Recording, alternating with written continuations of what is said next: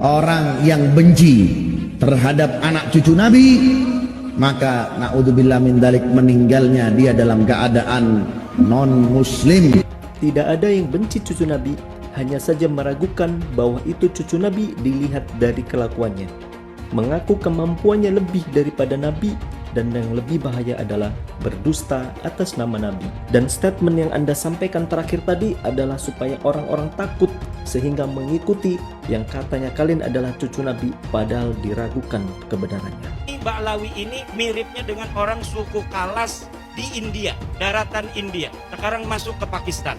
Makanya wajahnya mirip wajah India. Dan siapa namanya itu, reporter dari Ba'lawi perempuan, Najwa Shihab, itu telah dites DNA. 48% DNA-nya orang India. DNA-nya Najwa Shihab itu silahkan lihat di Google, 48% orang India. Saya cari orang India yang garis lakinya itu haplogrup G, itu suku apa? Suku Kalas yang ada di India dan suku Paswan yang ada di India. Mereka mempunyai keunikan tersendiri. Jadi haplogrup G ini punya satu keunikan. Dulu ketika mereka masuk agama Yahudi di abad 10 Masehi, mereka mengaku keturunan Nabi Ishak yang ke-13.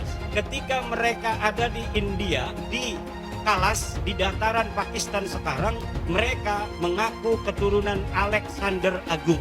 Ketika ada di India beragama Hindu, mereka di suku Paswan mengaku sebagai keturunan daripada Dursusana. Ketika di Islam di Indonesia dan di Yaman, mereka mengaku sebagai keturunan baginda Nabi besar Muhammad sallallahu alaihi wasallam. Kayaknya haplogrup G ini kalau dia agama Kristen ngaku sebagai anaknya Yesus Kristus. Untung Nabi Isa nggak punya istri, nggak punya anak. Katolik.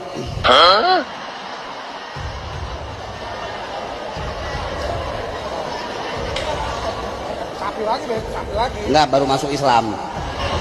Jangan banyak-banyak mintanya masuk Islam. Katolik. Katolik mau kasih saya berapa? Buat Nabi Muhammad? 50, 25 juta. Hah? 25, Bi. Selaman. Mudah-mudahan nggak jadi Katolik ente. Sebagaimana kita tahu, gelar H di depan nama orang itu bisa membuat orang menjadi lebih dihormati, ya, yaitu Habib. Itu patut dihormati asalkan yang benar nasabnya, karena nasab, bukan karena personal branding. Pesantren yang menjadi seperti feodal ini tuh justru pengaruh dari kelompok habaib. Pesantren-pesantren yang menganut adab seperti itu adalah pesantren yang berafiliasi dan atau memiliki hubungan yang sangat dekat dengan kelompok Ba'lawi, atau dalam hal ini adalah tarekat Alawiyin. Tradisi-tradisi jalan ngesot dan sebagainya itu bukan tradisi keumuman pesantren. Dan kalau misalkan pada bagian itu NU dikritik, NU tuh nggak usah marah-marah, nggak usah baper. Kalau memang ada pesantren yang nampak feodal, ada pesantren yang nampak keluar dari jalurnya dan sebagainya, kita lihat keluar dari jalur itu mungkin masuk ke jalur berikutnya, yaitu jalur Alawiyin. Kasihan anak orang disiksa jadi kuli di pesantrennya. Kau yang goblok, bodoh, itu khidmat namanya, khidmatnya murid sama guru. Trans 7 keliru. Anda tidak mengerti bagaimana cara orang beradab. Beradab kepada guru itu perintah, beradab pada ulama, beradab kepada ahli bait. Paham ya? Keliru kalau Anda mengkritik itu. Nah, kalau orang tawaduk sama ulama, Anda tertawakan. Ya jangan. Karena itu, ayolah tokoh-tokoh agama ini, dari golongan habaib, dari golongan kiai, ayo kita duduk bahwa kita sudah jelas punya musuh ada di negeri ini yang akan menjatuhkan kewibawaan Islam dengan cara menjatuhkan orang-orang yang dihargai oleh orang Islam. Harusnya murid cium tangan sama guru.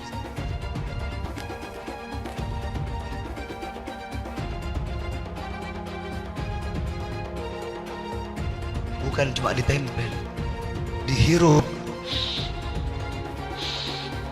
ditaruh di atas kepala ente, Kalas bakar ke belakang. Ente lihat dia ke belakang. Berani dia belakangnya anak? Ada nggak dia belakangnya anak? Salah satu tugas Ansor dan Banser adalah menjaga kiai, ulama dan pondok pesantren. Apabila ada kiai ulama kita yang dihina, maka Ansor dan Banser akan menjadi garda terdepan. Ras 7 telah menghina melalui siaran-siarannya terhadap kiai dan ulama Nahdlatul Ulama. Saudara-saudara Trans TV yang masih muda-muda, kalian ingat sejarah. Jangan sampai kader-kader Banser menggorok leher kalian. Ada Banser menggorok PKI. Halal darah kalian apabila kalian mengolok-olok ulama Nahdlatul Ulama. Kami kader Ansor dan Banser siap menjalankan perintah para kiai. Apabila kiai perintah, hari ini kami golok. Siap. Kalian bayangkan 100 juta umat Nahdlatul Ulama. Apabila datang ke kantor kalian membakar ini, saya kira tidak sampai 10 menit akan hangus sini. Untuk orang-orang yang nggak menerima bahwa di pondok tradisional itu masih terjadi praktek feodal, terus ini apa? Hola, dewa, Ini apa teman-teman? Apakah kiai sedang mengajarkan teknik juggling bola? Enggak dong. Itu tugasnya Ronaldinho, bukan tugas seorang kiai. Yang dilakukan kiai ini jelas-jelas praktek feodalisme.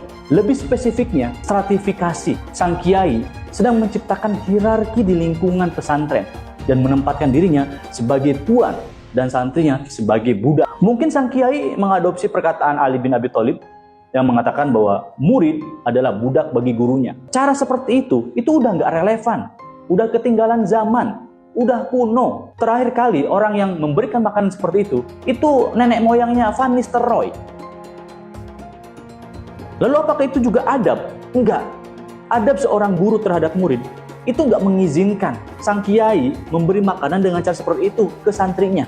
Jadi please, bagi kalian-kalian yang berisik karena tradisi yang udah kuno ini dikritik, lebih baik kalian teriak dengan lantang di telinganya orang-orang yang jelas-jelas melecehkan Islam. Di telinganya pemuka agama yang mencabuli santrinya, yang korupsi uang kuota haji, dan yang mendompleng nama besar Nabi hanya untuk kepentingan pribadi. Teriakanlah kencang-kencang di telinga mereka, bajingan. Kenapa kakek tak kerja? Diam-diam baik. Mau tahu alasan saya tidak kerja? Kenapa? Kalau saya nanti kerja, saya bisa dapat banyak duit. Kalau dapat banyak duit, nanti saya sombong. Kalau saya sombong, nanti bisa dapat dosa. Kalau dapat dosa, nanti saya masuk neraka.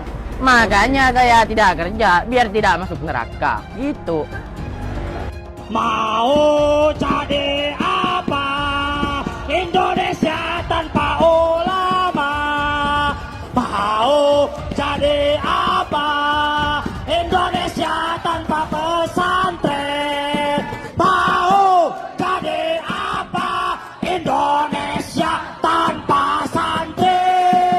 Apa kata dunia? Tertuju, boikot saja. Mau jadi apa? Tanpa ulama. Mau jadi apa? Indonesia. Mau jadi apa? Indonesia tanpa santri.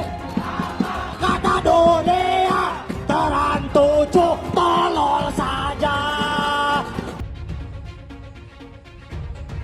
Wahai monyet-monyet yang anti terhadap pelajaran pesantren, pondok pesantren, kiai, ulama, ustadz yang memimpin pesantren.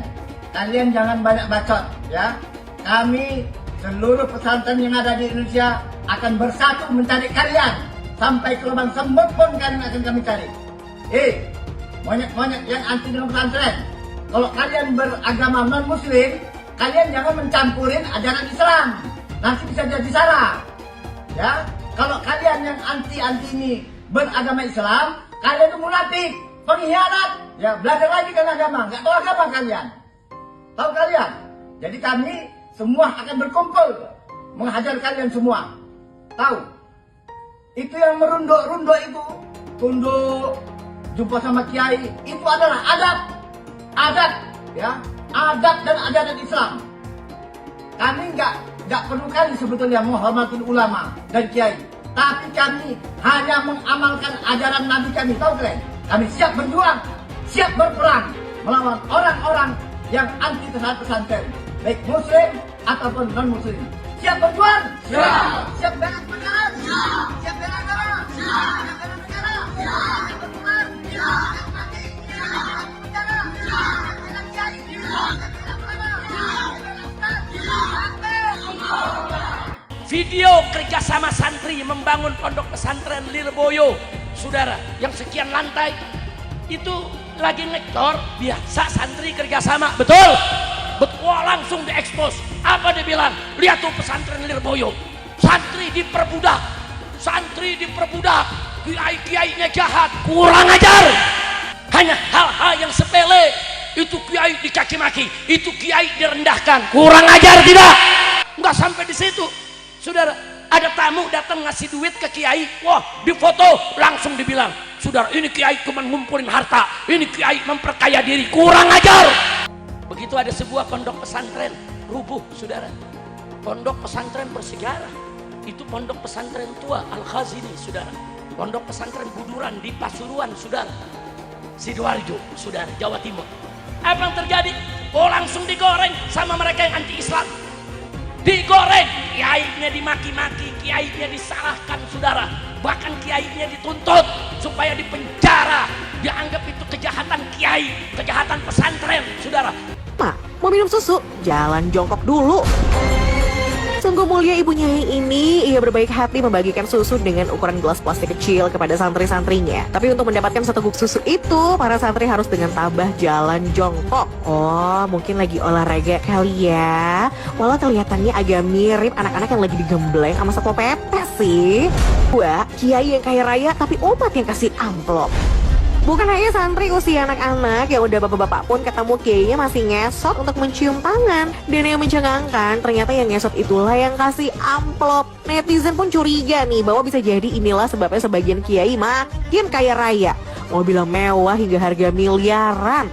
Sarungnya aja pun merek termahal yang harganya berkisar antara 400 ribuan sampai 12 jutaan rupiah gitu deh. Dan saat kumpul keluarga nih, sana family kecipratan duitnya. Padahal kan harusnya kalau kaya raya mah umatnya yang dikasih duit, ya enggak sih? Tapi ya gimana ya, dengan ngasih amplop pada kiai kan diharapkan bisa dapat berkah. Kalau enggak, ya ambil hikmahnya aja deh. Ketiga, disuruh ngepel sampai ngelap daun. Udah kaya raya, dikasih banyak amplop. Pekerjaan mengurus rumah yang harusnya dikerjain oleh asisten rumah tangga dialihkan dong ke santri dan santriwati. Karena belakangan viral nih beberapa video para santri dan santriwati beberes rumah kiainya. Mulai dari nyapu, ngepel, cuci pakaian, cuci perabotan dapur, bahkan ngelap daun tanaman koleksi kiai dan kiainya. Sebagian orang menganggap ini tuh layaknya feodalisme di zaman penjajahan. Namun bagi sebagian santri, melakukan rawan dalam atau kerja bakti di rumah kiai itu adalah keistimewaan. Walau gratisan. Mobil Mercy seharga miliaran rupiah ini dikabarkan ditemukan ringsek di reruntuhan pondok pesantren Al-Khazini. Nah, ternyata ketua RT 7 RW 3 di sana ini ngomong kalau kemungkinan besar mobil itu adalah milik pengasuh ponpes. Ini akhirnya jadi sorotan tajam netizen dan video pengangkatan Mercy yang ringsek tersebut beredar luas di media sosial, teman-teman. Model tertinggi dari mobil ini bisa mencapai 3,3 miliar rupiah. Setelah diangkat, mobil ini dibawa menggunakan truk dinas PU ke kediaman dari Pak Kiai yang dikawal oleh santri-santrinya. Bupati Sidoarjo menyebutkan gedung bertingkat ini ternyata tidak berizin dan tidak sesuai dengan standar. Tidak ada takdir ya di dunia konstruksi. Konstruksi itu ilmu pasti, civil engineering. Semua dihitung dengan pasti. Ya, kekuatan struktur dan lain-lain. Jadi tidak ada yang kira-kira. Nah, kalau sampai bangunannya rubuh seperti ponpes, berarti harus ada pihak yang bertanggung jawab. Karena menghilangkan nyawa dengan sengaja. Begitu ya. Kok bisa ponpes ambruk memakan korban 67 orang mau dibangun ulang pakai APBN? Gini loh. Itu 67 orang kehilangan nyawa di situ. Bisa pemerintah tiba-tiba kasih hadiah. Itu sama juga kayak, oh selamat ya kamu sudah menghilangkan 67 orang, maka saya bangunin ulang gedungnya. Terima kasih banyak sudah menghilangkan 67 orang. Kayak yang bertanggung jawab belum ada. Ya, yang ditangkap belum ada. Proses hukum belum berjalan. Kok bisa pemerintah punya pola pikir begini gitu? Kalau gitu tahun depan ya, gue tinggal jadi pembuka agama, gue bikin pondok pesantren, gue tinggal beli bahan, yang bangun tinggal santri. Kalau rubuh, kan pemerintah yang ngurusin. Wow, enak banget punya bisnis pondok pesantren. Jangan cuman gara-gara di situ ada masalah agama dan di situ ada pemuka agama, jadi penegakan hukum itu jadi tumpul kayak tiba-tiba dikasih giveaway bangunan. Enak ya? Kayak udah ngilangin 67 nyawa, dikasih gedung baru, kagak ada pertanggungjawaban hukum. Bukalah gue tahun depan pondok pesantren dah. Nggak ada yang bertanggung jawab dan ditangkap atas kelalaian konstruksi pondok pesantren yang menyebabkan 66 orang meninggal. Sejauh ini, yang bertanggung jawab masih takdir nih. Lu yang serakah, kenapa takdir yang bertanggung jawab?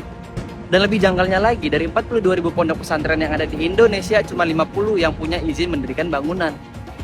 Sisanya punya apa? Punya Mercy.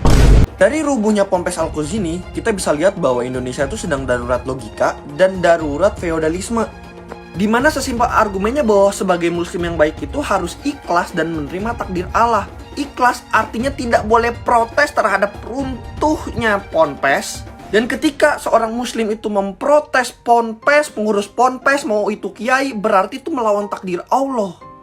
Padahal sebagai muslim yang baik bisa aja kita tetap ikhlas, tetap beriman kepada hal itu terjadi kepada takdir Allah, tetapi kita tetap menuntut yang namanya keadilan. Tetapi yang terpenting di sini juga adalah budaya feodalisme Indonesia. Karena beliau adalah seorang kiai, karena dianggap sebagai pemuka agama yang memiliki hierarki lebih tinggi, yang berarti kita sebagai umat itu tidak boleh menentang hierarki yang lebih tinggi. Itu kan feodal namanya. Padahal yang harus kita sembah itu adalah Tuhan, bukan pemuka agama. Dan selain feodalisme yang tadi, Indonesia tuh bener-bener cacat logika banget. Ketika lu kritik, lu ngebenci. Ketika lu nanya, dianggapnya menghina. Dan yang gak kalah gongnya lagi, pengurus ponpes itu dianggap suci. Pengurus ponpes itu manusia, bukan nabi boy. Mending nabi. Kiai juga manusia. Ya kalau salah ya kritik lah. Kritik bukan berarti gue mau benci. Gimana sih? Ini membahas pola pikir rakyat Indonesia yang mayoritasnya adalah seorang muslim. Makanya gue pakai contoh orang muslim. Lagi-lagi, sikap mayoritarianisme terjadi.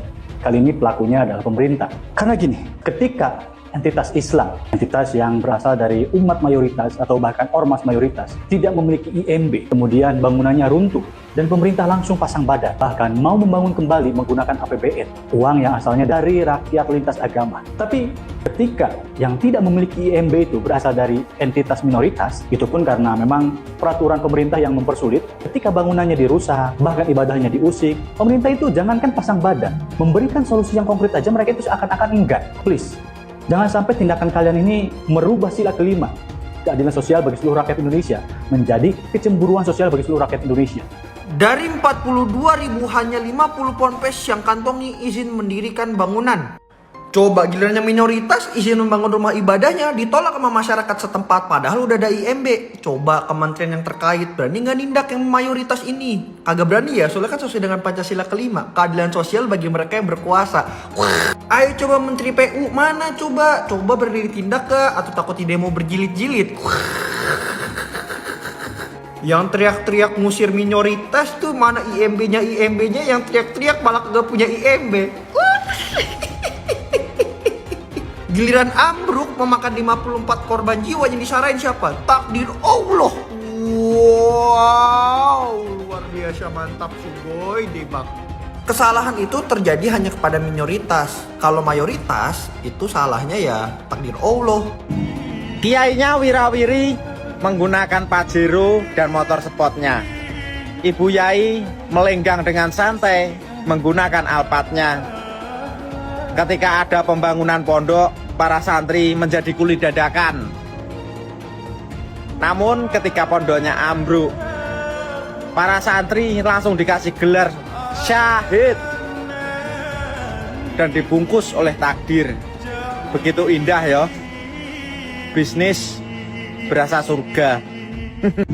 Lu lihat nih, beli mobil elit, bikin tiang sulit.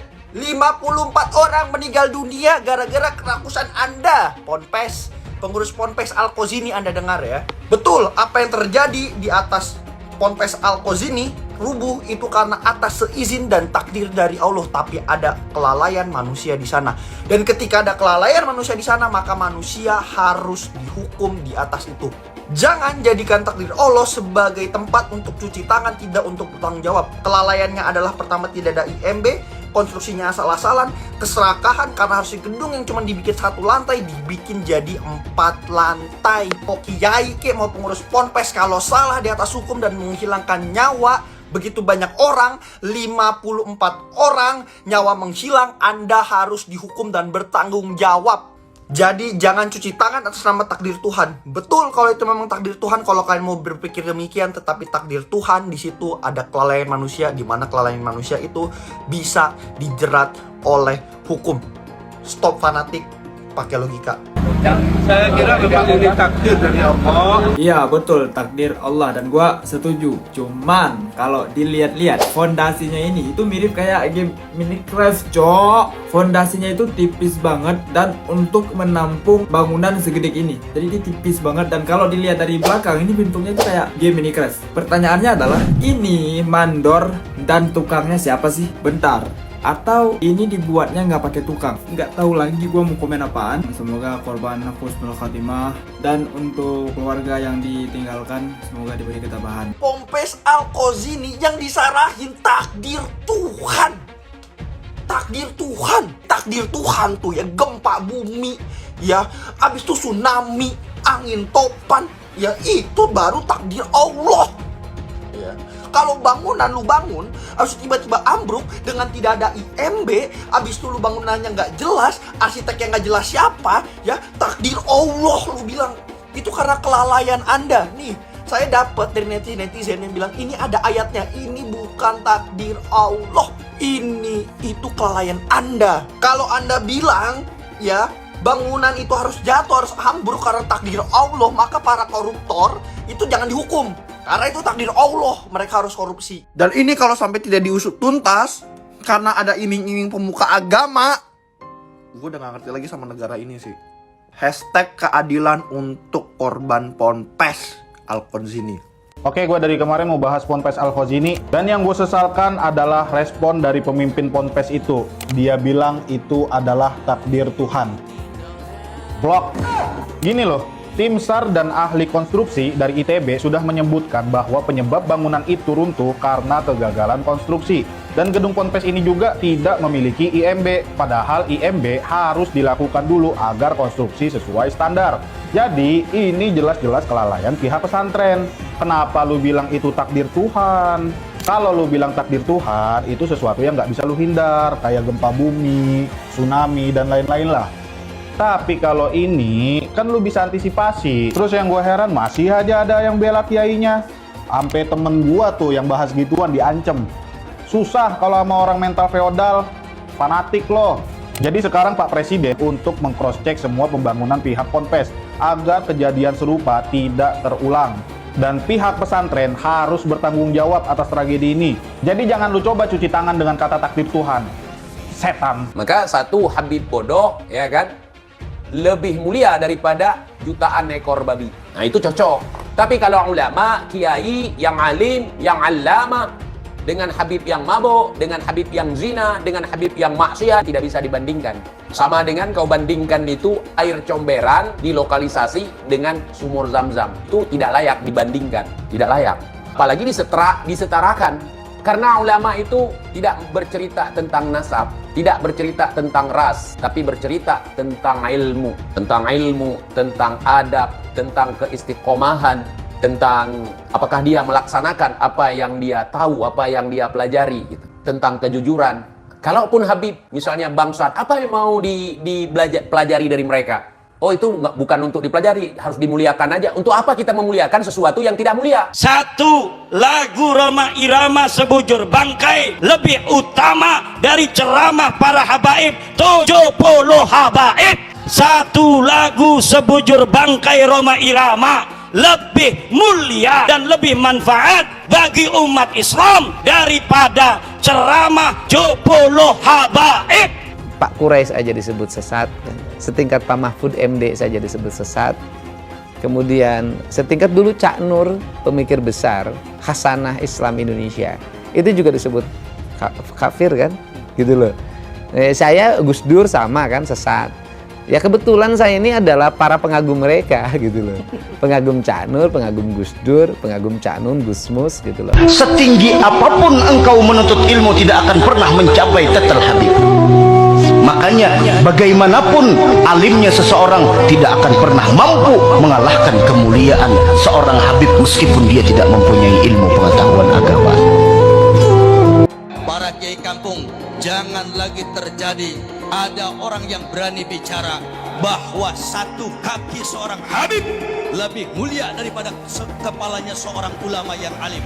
Jangan sampai ada lagi yang berani bicara seorang Habib yang ahli maksiat, ahli yang tukang doraka, tukang dosa dikatakan lebih mulia daripada 70 ulama yang alim. Dan ini ada jelas penistaan, penghinaan yang tidak bisa kami biarkan terhadap leluhur, orang tua kami, guru-guru kami, para kiai kami, khususnya yang ada di golongan Ahlus Sunnah wal Jamaah Nahdlatul Ulama. Ada beberapa dari habaib yang sampai mengatakan bahwa kalau kiai itu misalkan melakukan maksiat, kiainya luntur. Tapi kalau kami Habib mau melakukan apapun, darah secara genetiknya sudah nyambung bersama kami. Jadi kami tidak bisa bisa jadi mantan Habib. Kiai Iman bikin tesis pun sebenarnya adalah reaksi atas kecongkakan dari orang-orang habaib itu. Siapapun yang mengaku keturunan Nabi wajib diverifikasi, dan siapapun yang mengaku keturunan Nabi dan terbukti bukan keturunan Nabi wajib kita batalkan. Terus adakah pidananya terhadap pengakuan Ba'alwi tersebut? Bahwasanya siapapun yang mengaku sebagai anak keturunan Nabi dan tidak terbukti termasuk dalam penodaan agama. Setelah ada munas alim ulama dan sudah ada keputusan bersama, maka dengan bekal hasil keputusan itu kita bisa melakukan pemidanaan. Siapapun ke depan yang mengaku cucu Nabi bisa dipidanakan dengan pasal penodaan agama. Hai, Bahar Semit, saya Mbak Gimbal, sang putra alam. Saya Mbak Gimbal menantang kamu duel. Kamu boleh menggunakan golok permata duamu yang kamu bangga-banggakan. Ya, saya cukup menggunakan golok ini. Kita duel 1 lawan 1. Kita bangsa Indonesia tidak boleh diam melihat fenomena ini. Kenapa? Ada indikasi mereka mau menjajah Indonesia. Indikasinya jelas sekali. Ada yang bagian memalsukan kuburan. Di mana-mana dibikin kuburan-kuburan palsu. Alhamdulillah, menurut keterangan beliau juga sudah banyak yang dibongkar. Yang kedua, berita-berita khurafat, dongeng-dongeng khurafat. Untuk apa?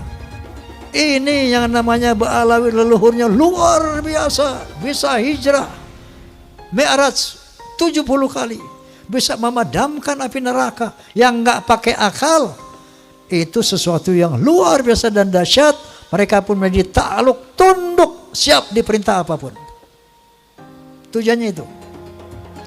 Dan yang lainnya, ada yang membuat provokasi-provokasi. Saya bersama rakyat, kita dengan rakyat. Jangan coba-coba ganggu rakyat. Seakan-akan berpihak kepada rakyat. Dia mengadu domba kita pribumi. Sementara mereka akan memetik hasilnya. Saya sebagai putra Indonesia, was-was, ngeri, dan waspada. Ini ternyata doktrin-doktrin ini tidak sembarangan. Klaim-klaim mereka sebagai keturunan Nabi ternyata ada tujuan-tujuan untuk menguasai Indonesia. Perlu ana luruskan. Dan Robito juga harus tahu. Robito berpegang teguh kepada Thariqah Ba'alawi. Silahkan buka kitab Manhajus Sawi. Itu Manhajus Sawi, kitab Thariqah Ba'alawi. Di situ kan Syabil Hasan As-Sindi ketika beliau ditanya, arifun jahilun afdal min sab'ina alim, atau satu syarif yang bodoh itu lebih utama daripada 70 orang yang alim. Itu yang berkata Syabil Hasan As-Sindi. Tuh. Jadi harus tahu, jangan ente pikir itu omongan anak, bukan. Syabil Hasan As-Sindi, silakan buka kitab. Lama menolak Habib, nanti lama-lama menolak Islam. UAS ketika percaya bahwa Habib itu cucu Nabi, minimal dia punya dalilnya. Dalilnya mana UAS? Bahwa Habib itu cucu Nabi. Saya menantang UAS untuk memberikan dalil. Hei Imaduddin Usman, ini dalil Habib cucu Nabi. Ini sahih.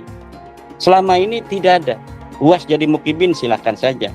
Tapi jangan bodohi jamaahnya. Kenapa Ustaz Abdul Somad tidak mengikuti Al-Quran? Al-Quran melarang kita untuk mengikuti sesuatu tanpa dalil. Tapi Ustaz Abdul Somad kemudian jamaahnya diminta oleh dia agar mengikuti bahwa Habib itu adalah cucu Nabi tanpa ada dalil. Yang jelas adalah apa yang dikatakan oleh UAS, bahwa tidak percaya kepada nasab habaib itu sama dengan tidak percaya pada Islam, itu tidak ilmiah, tidak berdasarkan ilmu pengetahuan, dan membawa jamaahnya kepada taklid buta yang dilarang oleh agama Islam. Pak Habib Bahar yang sangat kontroversial itu kakinya diciumin oleh santri-santri yang ngantri jalan bebek. Sakit hati ketika melihat ada orang keturunan Yaman kemudian disujudi, diciumi kakinya oleh orang-orang pribumi pesek. Bayangkan kemudian ada ulama-ulama Nusantara yang harus cium tangan, cium kaki terhadap Habib-Habib yang berjejer duduk di sofa dengan begitu megahnya. Mereka marah, mereka sakit hati karena apa? Karena ada orang sujud di depan orang lain atas nama keturunan Nabi. Ada Habib yang mengatakan, bangsa ini bisa menjadi bangsa yang kuat, yang teguh, tidak kena bencana dan sebagainya karena mencintai para habaib. Para habaib, kan beliau Habib, Pak Novel Al-Idrus. Kemudian dikatakan, siapa yang berani mengkritik, mengkoreksi Habib, maka dia seperti iblis. Orang yang mengklaim sebagai keturunan Nabi tiba-tiba mengatakan kalau ada orang yang mengkoreksi habaib, maka mereka itu adalah iblis atau serupa dengan iblis. Pak Novel Al-Idrus, sorbannya kiai-kiai itu derajatnya ada di bawah kaki dari Habib. Bahkan ketika Habib itu penzina, tukang narkoba, tukang mabok, Habib terbodoh itu 70 kali lipat lebih mulia daripada kiai-kiai. Satu orang Habib yang bodoh lebih mulia daripada 70 kiai orang Jawa. Itu kan ngomong nggak benar itu. Habib walaupun zina, walaupun minum arak, pasti masuk surga. Walhasil mereka ini menganggap diri mereka super. Kiai-kiai Jawa ini yang bukan Habib di bawah mereka. Ini orang yang mengaku keturunannya ini mulutnya kotor banget. Padahal ngakunya keturunannya Nabi Muhammad. Yang mengaku keturunannya mulutnya kotor, caci maki sana sini. Habib bodoh itu masih lebih utama daripada orang yang berilmu. Kenapa kaki Habib yang maksiat, yang nakal, yang kotor dibandingkan kepala kiai yang pakai sorban masih lebih mulia? Kenapa kaki Habib yang maksiat tersebut? Satu kaki Habib itu lebih tinggi, lebih mulia dari 70 kepala kiai. Kan gitu, itu kan penghinaan betul. Kalau orang tidak terhina dengan ini, saya kira tidak rasa kebangsaannya rendah. Karena itu dinyatakan, harusnya ditegur lah. Habib itu meskipun mabuk, berzina, itu jangan dimarahi. Karena kalau Habib itu pasti masuk surga. Nah, yang begitu itu membodohi bangsa Indonesia dengan membuat kasta-kasta di dalam keberagaman. Yang satu lebih mulia, yang satu berhak masuk surga, yang satu masuk neraka, itu tidak boleh. Saya ini tidak tahu ya sejak kapan munculnya Habib ini sebagai kelas sosial yang tinggi gitu ya, melakukan diskriminasi dan orang yang didiskriminasi tidak terima, itu bisa mengadukan ke pengadilan. Bisa. Itu pelanggaran, itu tindakan melanggar hukum. Menganggap satu ras, satu suku lebih rendah dari kelompok lain. Habib gila kok, kalau turun Nabi gila sekalipun tidak apa-apa itu masuk surga, kan gitu. Kalau kayak Indonesia tuh apa? Kamu kan kalau tidak ada Habib, kamu nyembah batu kan? Masa iya begitu? Bahwa berdasarkan sejarah nasab, berdasarkan tes DNA, berdasarkan ilmu filologi, bahwa kaum Balawi saudara kita tidak terbukti sebagai keturunan Nabi SAW. Namun dengan demikian, mari kita tetap rekat ukhuwah Islamiyah, karena Allah Subhanahu wa taala berfirman, wa'tasimu bihablillahi jami'an wa la tafarraqu. Amin. Saya katakan saya mendukung Rhoma Irama untuk mengklarifikasi soal Habib ini. Karena saya terganggu dan tersinggung terhadap perkembangan ini sesudah saya melihat tiap mau tidur saya lihat YouTube pertengkaran Rhoma Irama, Imaduddin, Gus Abbas dengan para habaib itu luar biasa, menimbulkan pro kontra. Lalu saya lihat apa sih masalahnya? Kalau saya sendiri pribadi, mau Habib itu turunan Nabi atau tidak, kalau salah ya kita koreksi, tidak apa-apa. Tetapi yang lebih dari itu kemudian ternyata muncul klaim-klaim bahwa Republik Indonesia itu ada karena Habib. Wali Songo itu semuanya Habib, padahal Habibnya baru datang sesudah Wali Songo meninggal, gitu loh. Lalu diklaim ini turunan Habib ini. Imam Bonjol coba dibilang itu Habib Sahabuddin. Itu dari mana? Oh, Imam Bonjol Habib Sahabuddin gitu. Lalu ada hurufatnya bahwa kakek saya yang nama Mugaddam itu bisa membentak malaikat mungkar dan nakir katanya. Mengklaim-klaim begitu, dan orang yang tidak tahu, orang awam banyak yang percaya karena ini Habib yang ngomong, Habib benar. Lalu rasa cinta saya kepada negara ini menjadi luntur. Seakan-akan ini karena Habib. Di situ saya tersinggung. Rasa cinta tanah air saya, kebanggaan kepada leluhur saya sendiri itu bangkit. Apalagi kemudian ada pemalsuan kuburan-kuburan tuh ya, nama kuburan biasa dibangun menjadi ini Habib ini, padahal tidak jelas siapanya. Kalau Habib itu lebih tinggi dari kiai, dan itu semua ada, Mas. Ngomong itu bukan hanya ngomong begitu, itu bukan hanya katanya-katanya, karena ketika Rhoma Irama berbicara itu, lalu ada seorang Habib muda dengan Rhoma Irama, kamu bohong, tunjukkan Habibnya siapa yang katakan gitu. Sudah, itu bukan Rhoma Irama yang membuktikan. Netizen ini Habib ini tanggal sekian bilang ini dengar. Ini Habib ini sampai 7. Seorang anak Habib yang artinya adalah keturunan Nabi Muhammad, walau bermabuk-mabukan, berzina, mencuri, berjudi, tetap akan jadi ahli surga, akan masuk surga. Apakah seorang Habib itu punya posisi istimewa dalam umat Islam? Apakah Habib sedemikian istimewa sehingga dia bebas dari kesalahan dan dosa? Itu adalah substansi yang sering dibicarakan dalam pembicaraan soal Islam. Misalnya ada Habib yang menyatakan, ada darah Nabi di tubuhku. Jika kau menyakitiku, kau juga menyakiti Rasul. Atau ada juga yang menyatakan, satu Habib bodoh lebih baik dari 70 kiai yang alim. Atau ada yang bilang, kaki Habib lebih mulia daripada kepala kiai. Buat saya ini sangat mengherankan. Mengapa Bahar harus marah-marah? Tapi bukan hanya Bahar yang marah-marah. Habib lain yang ngomel adalah Rizik Syihab. Tapi kalau dipikir-pikir, barangkali juga kemarahan mereka ini adalah ekspresi ketidaknyamanan mereka akhir-akhir ini terhadap banyaknya keraguan tentang posisi kehabiban di Indonesia. Beberapa tahun terakhir ini memang meluas pertanyaan-pertanyaan yang diajukan tentang apakah Habib itu memang sebuah posisi yang layak dihormati. Bahkan ada studi ilmiah yang menunjukkan bahwa para Habib di Indonesia hampir pasti bukanlah keturunan Nabi Muhammad. Sangat mungkin ini semua mengganggu kenyamanan mereka. Habib itu tidaklah sakral dan dapat dihukum Tuhan karena ia berdosa. Yang menentukan posisi seseorang adalah ketakwaannya, bukan kehabibannya. Jadi Habib yang ada di Indonesia semua ini palsu katanya. Silahkan dijawab tapi ilmiah. Silahkan imam itu dijawab tapi ilmiah, jangan marah-marah, jangan. Ayo ilmiah, tunjukkan kalau Habib kita ini betul, benar. Tunjukkan kebenarannya dengan data fakta. DNA, bila perlu DNA lah, DNA. Jangan lupa, umat Islam di jagat raya, salatnya tidak akan diterima oleh Allah Subhanahu wa taala kalau tidak mau mendoakan Habib. Umat Islam mulai gaya, mulai mengkoreksi Habibnya, mulai mengkoreksi ulama-ulama dari anak cucu Nabi Muhammad SAW. Orang yang seperti itu mirip dengan iblis. Satu Habib, walaupun Habibnya jahlun, maksudnya bodoh kata Iwan, itu ukurannya perbandingannya amat 70 kiai yang alim. Kami adalah majikan kalian, kami adalah pemilik bangsa, kami adalah pemilik kedaulatan nasional. Di video kali ini saya akan memberikan 6 pilihan saham yang terkait dengan pelayanan kesehatan. Jadi 6 saham ini mempunyai potensi profit yang cukup menjanjikan. Yang pertama, kalian pasti sudah sangat familiar sekali, terutama saat ini kalian semua serba online. Terutama kalian yang menggunakannya saat meeting.